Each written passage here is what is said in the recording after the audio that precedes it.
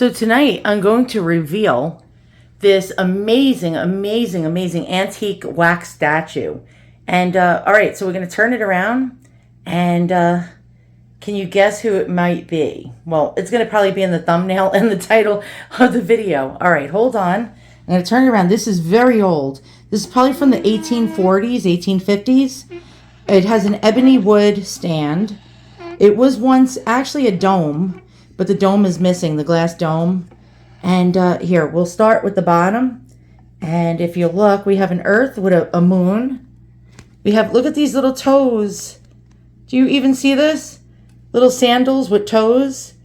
I'm trying to get in there with a flash. I can't do that. Okay, hold on. And you're ready? Okay, for the reveal.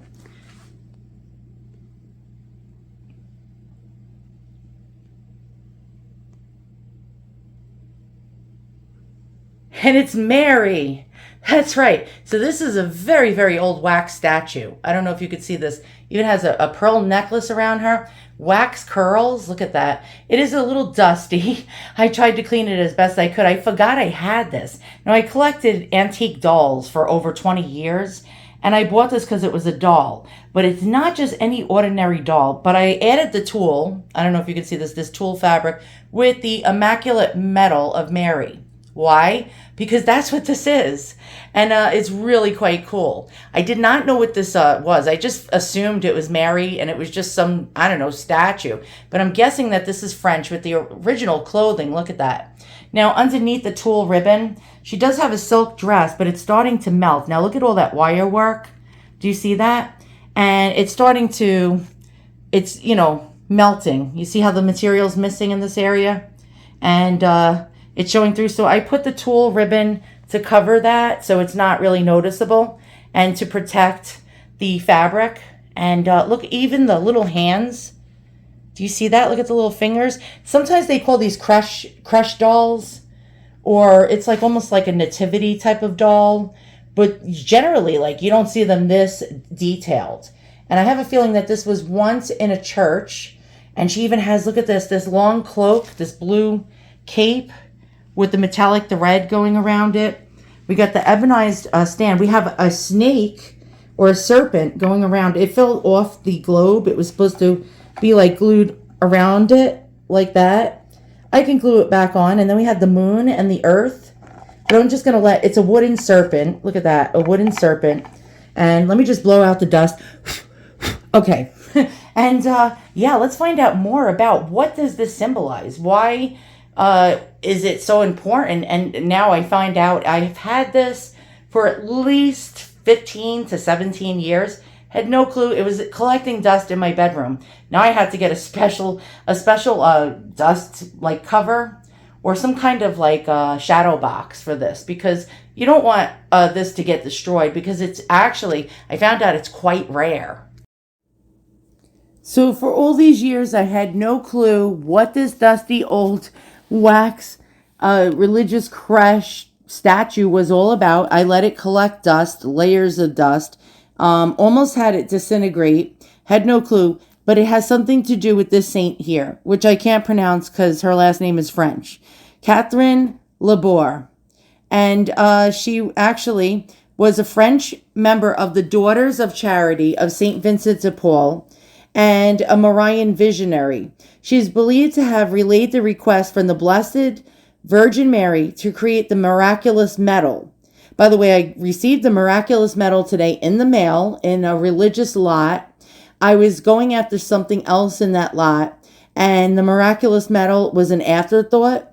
And then I did more research, and then I found out, oh my God, the statue that I've had upstairs collecting dust and ignored for years, for, oh my God, I can't even tell you how many years, with layers and layers of dust and filth on it, was of this vision of St. Catherine. And so she spent 40 years caring for the aged and infirm, and she is called the patroness of seniors.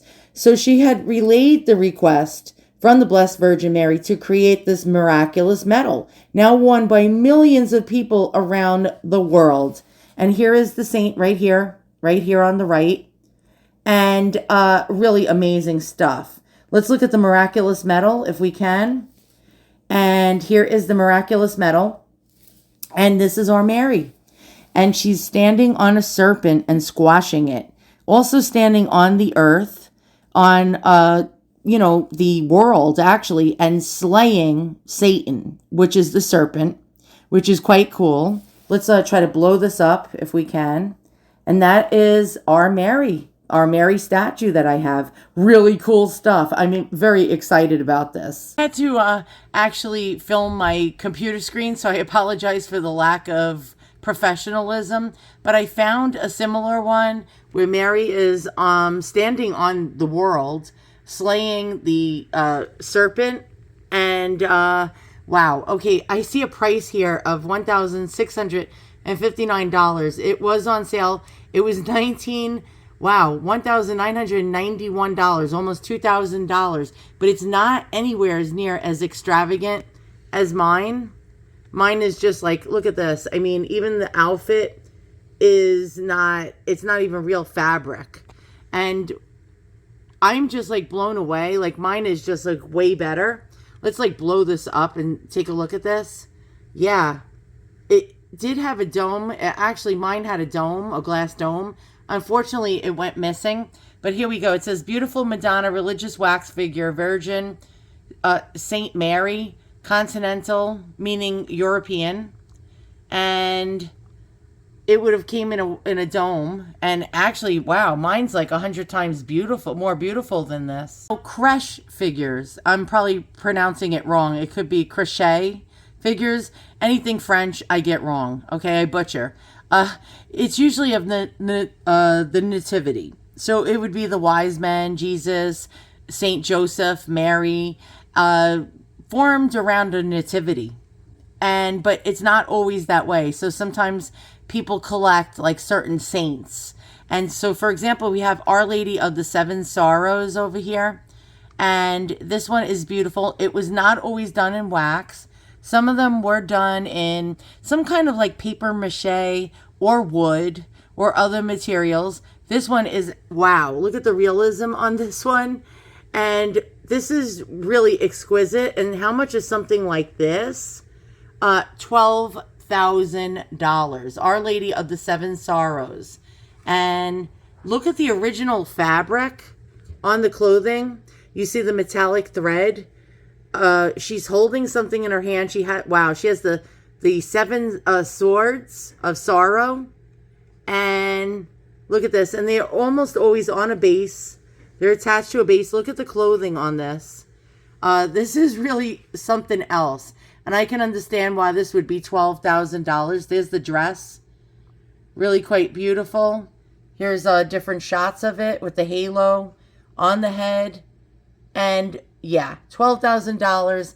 No problem paying that amount of money if I had it. And I don't. So I can't have it. Oh well. You'll find a lot of these in Baby Jesus, $2,400. And this one is a beautiful wax Baby Jesus. Look at the clothing. Do you see the original clothing? This is exquisite. Look at the hands. Look how beautifully articulated this is. It does have some cracks. And the hair is sort of threadbare. The clothing it's like, it's melting. You can see the undergarments. Look at the undergarments on this. Like no, I'm not kidding you. No stone was unturned when making these things. They made these things with such realism that it's outrageous. Again, look at the face with hair, eyelashes, and glass eyes. Do you see that? Look at the painting on this. And so this one's being sold for $2,400. It's from a monastery. And a lot of these were on altars. So mine may have been an altar piece. I think of creche figures. I think of these Neapolitan types. So here's an 18th century, which is 1700s, Neapolitan creche figure. And look at the realism of that. I believe this one is paper mache. Let's try to blow it up if we can and get more details here. Look at the articulation and how no stone was unturned when costuming these things. But these things really, they turn to toast. They get very, very toasty. And it's because you know, I mean, they're old. Look at the clothing. Look at that. Look at the hands. The wax is peeling off of it. Actually, it was polychrome, which is paint. And this was actually not wax. It was made out of some kind of paper mache and hand painted and handcrafted. How much does something like this sell for? Well, this is $650. It's really not a known person. We don't know who this saint is or which wise man this is. But look at this. Realism, even with glass eyes. Look at that. Amazing. And if you're looking for crush figures, you're going to see a lot of the wise men. And here we go. Here are some of the wise men. Most of these Neapolitan style or Italian style were actually done in some kind of paper mache. And look at the, wow. I mean, the costumes, everything about them is exquisite. So the three kings over here, $2,250. Here's another example. And of course, whenever you see, it'll say like something like, ask a question or make an offer, you know you can't afford it. And so here's a wax Tuscan or Italian Madonna. Look at the beautiful, beautiful clothing on an ebony base. Now they claim it's Tuscan. Look, she's missing fingers, unfortunately, but they're not giving us a price. And it came in a dome, a lot like mine. So I'm guessing mine's either Italian or French. Have no clue, but wow, look at that. Look at the clothing. And she has pearls around her neck also. And a crucifix. Wow, that's really amazing. Too bad the fingers are like that. What a darn shame. We have metallic thread.